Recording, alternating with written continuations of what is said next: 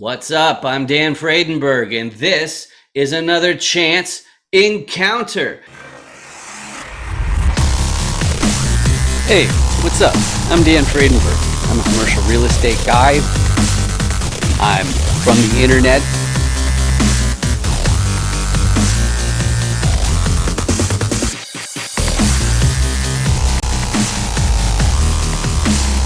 Power lines that are just kind of close. What's up again? This is Dan Fredenberg.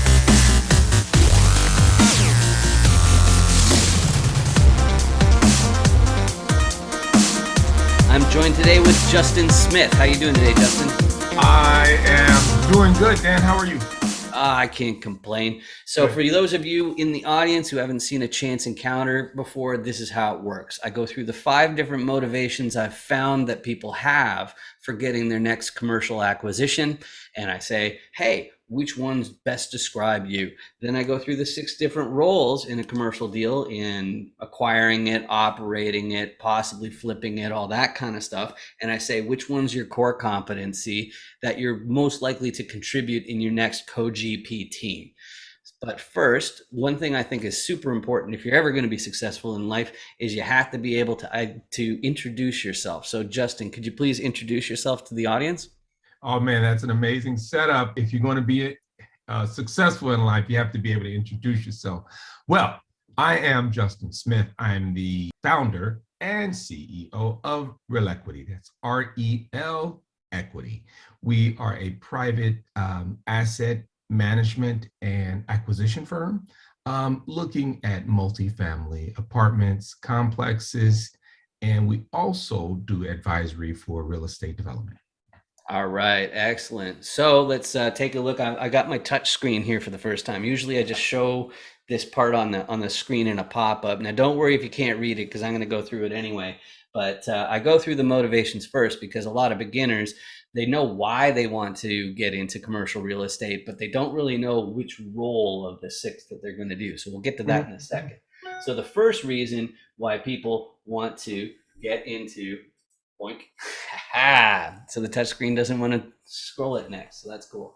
The first reason why some people want to get a part of a commercial deal is because they're preserving their purchasing power. In other words, they're afraid of inflation. So a lot of these REITs, these family offices, this is their situation. They're constantly making acquisitions because if they don't, the party is going to end. Okay. And mostly due to inflation. So if you have a great big nest egg, this is basically you. I'm trying this again to see if that works. No, it insists on using a mouse and being old tech. That's terrible. Anyway, the second reason is my own one, which is trading time for wealth. For me, it's, as a tech guy, I have the opportunity to make a high salary and then pay like more income tax on it than anybody else, and then try to accumulate wealth. Or I can do what I think is the smarter move, which is get into real estate directly, bring my tech skills and programming skills to multifamily, to the GP team. Same with my marketing skills. And that's so right. That way I'm trading my time for wealth instead. And that's what I subscribe to, is trading time for wealth instead of sort of working and trying to get there and you get the life sucked out of you. You get to 65 or you get to 70 and you're like, okay, now I can retire. And it's like, then your leg falls off. So yeah. Or there's a crash or a pandemic or like right. Who knows? It's like, this game is not built for, That's right. sitting pretty and staying stable. So you got to keep on moving. But the next motivation that some people have is because they're looking to fast track their retirement. And there's a couple things that are implied there that aren't that obvious. One of them is that if you're in your early 20s and you're saying, oh yeah, I'm fast tracking my retirement. It's like, no, you're not, unless you had a death in the family and you inherited, because you have to have something to work with if it really counts as fast tracking your retirement. But the other thing is that fast tracking retirement implies that there's an end in sight. There's a goal in mind, which is where you're taking it easy on a beach or just doing something that's not as much hustle. Okay, so that's That's one of right. the things about fast tracking retirement. But that's in contrast to the next group. You know, the super ambitious people, they just want to buy their entire hometown. They're never going to quit hustling. And so that's the next reason, is because people are super duper ambitious. They want to keep on hustling. And that's a great person to have on a team to build your portfolio long term, because you know they're going to keep going. But the last one's a little bit in contrast to that as well, which is maybe they have an irrational need to help tenants.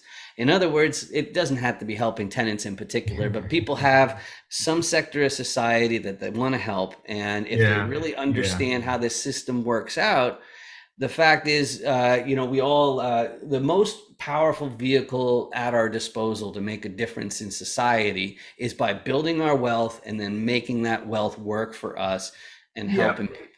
So I that's the think, fifth one.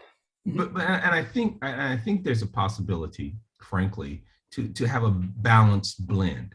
Like when, Mhm. when you talk about, buying your hometown. When I grew up, I wanted to build, own, manage my own city block, right? Mhm. And I really wanted to understand and go through that whole cycle. So that I do get. So I am on this, getting back to sort of the goals in that, I am on this 3 to 5 year track to really get there, right? I have a prescribed set of units.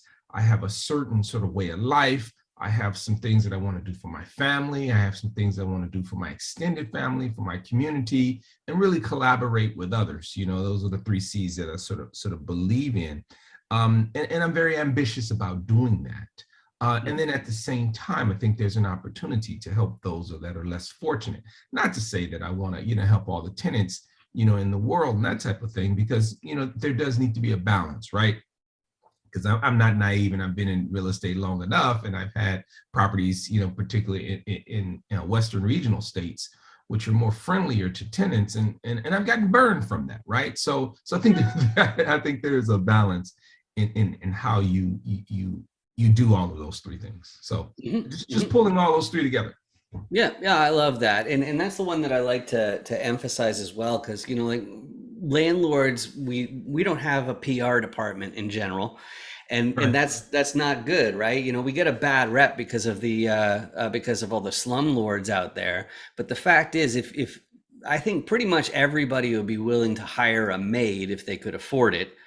So what are you doing when you're paying your rent at an apartment complex? You're paying the Right. landlord to make sure that there's no trash in the hallways and make sure the lawns are mowed. Or like I'm up here in communist Canada, so I'm thinking about snow shoveling and things like that too, right?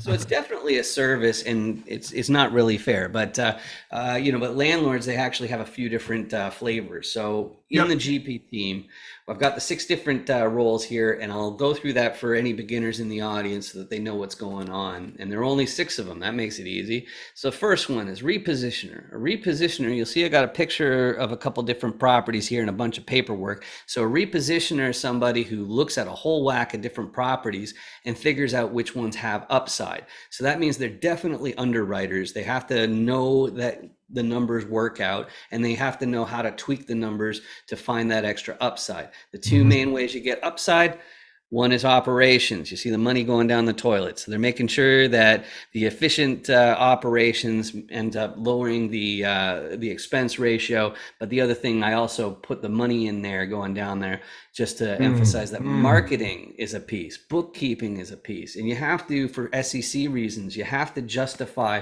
why you're a GP to be on the GP team. So that's why I mentioned that part as well. But efficient operations, it's one possible way to increase the find that upside in the Mhm. property. Mhm. But the more common one is you get a contractor team, and you fix the place up so that you can charge more in rent. So that way there's more money coming in. That is upside. But if you're like me and you're from the internet, you're definitely going to need a local. Okay, you're going to need boots on the ground so that if something goes wrong, they can check it up. But they're also the ones who are keeping the operations people accountable and also making sure the contractors are hitting their deadlines and all that kind of stuff. So Yep. that's what most people think of when they think of, owners and operators of the buildings. But there's also the financial piece, and some people, they also have an additional role of capital raiser, which makes them a Mhm. financier. But basically, to keep it simple, you go to a bank, a financier, you say, "Hey, I want to buy this property. It's worth tens of millions of dollars. Can you lend me tens of millions of dollars?" And they say, "Well, okay, here's the team, here's the property. Okay, let's take a look at the numbers. Okay, that's cool, but who's your sponsor?" And that's Mhm. the one that a lot of the coaches, they kind of gloss over until you get pretty far. There's got to be a sponsor. Somebody has to own a similar asset if you want to get a loan. And then you have to build a balance sheet of at least that amount. Sometimes the sponsors have special requirements of ponying up some liquidity. But those are the 6 different roles. So out of those, you already mentioned your some of your core competencies, but what are the main core competencies, just for the record, that you'd be most likely to bring to your next commercial deal, Justin? Um, that's a good question, and I only pause because in what I do, you need to be very balanced, right? So it's really a segue, between, I'd say, repositioner, Mhm. um, financier, and then really understanding operations, right? Mhm. Not to Mhm. say that, because there's always a role where I want to be in asset management, because I believe in one thing. I believe in maintaining investor value. Mhm. So if you're going to do that, then you really need to understand the whole framework, the whole life cycle, Mhm. because that's what you're getting into. You're getting into, typically, I'm, or our team is looking at a 3 to 5 year hold on a particular multifamily investment, and you want to be able to understand the deal, repositioning. You want to set up a business plan where you engage and set up an operations, and we're doing it out of state. So um, there's definitely the operational piece, and then you want to have the financial wherewithal to pull that whole thing together, right? Mhm. So uh, if there was a slide on the magic cube that you have there, maybe it's repo op fine, where, Right, where right, you do the repositioning, you right, do right. the business plan, the operations, and you do the financial side. Yeah, and as you mentioned, like if you're going to be remote based, you have to Yep, understand the entire die. You have to at you have least to. know enough so that you could be competent, in that Right. role. Push comes to shove, and I think like anytime you're doing any kind of financier role, capital raiser, That's right. you have to understand the entire deal, because what business do you have taking people's money otherwise, right? That's Because right. That's because right. of the And stuff you here's don't another, understand. and here's a very, very, very important component to it. By the fact that you are the repositioner, and by the fact that you are the financier, the tenants of the, not tenants, wrong word, um, the requirements from the financial side is that you are in fact a de facto sponsor, and you are de facto signing on the loan, even if you're not the KP. You get Mhm. what I'm saying? So you Mhm. have to go through some of really all of that, right? And that role, the sponsor KP, you may not be the KP, you may not have the net worth or the liquidity, but you may be at a point where you're over, let's say, 20% of the ownership. So then the bank, or the lending institution, or your senior debt or whatever, is going to say, hey, you need to be underwritten with this particular deal. So that pulls you in. So in what we do, and we have a very small team. So when you have a small team, you really have to understand and wear multiple hats, right? Mhm. And the first thing, like I said, you want to maintain and create value for your investors. How Mhm. do you do that? You want to manage and build and maintain your business plan. And in doing so, you want to also be tied to the financial constraints and legalities of the deal, right? So that by nature of that, you are a sponsor. And then in the end, you want to go full cycle and return, the 2x that you promised. Exactly, whatever it is, who knows how Or long this whatever will it be on is. the Right, internet right, for, whatever right? it is. Yeah, because like, Yeah. that might be inconceivable in the future, but we'll have to see. Maybe that'll become That's right. normal. Maybe that'll be tiny. That's That's who right. knows these That's days. right. But I really like how you mentioned that. Me personally, because of my tech background, like my contribution would be the marketing, Yeah. because of that part of my background, and then also as a programmer, I can streamline operations and acquisitions. Mhm. So Mhm. those are basically what I'm up to, and everybody has to do some capital raising at least. That's right. But as far as ideal properties go, though, Justin, like geographic areas and unit counts, what Mhm. are and also like the class of the building or whatever. What's your ideal property? Could you describe that for the audience, please?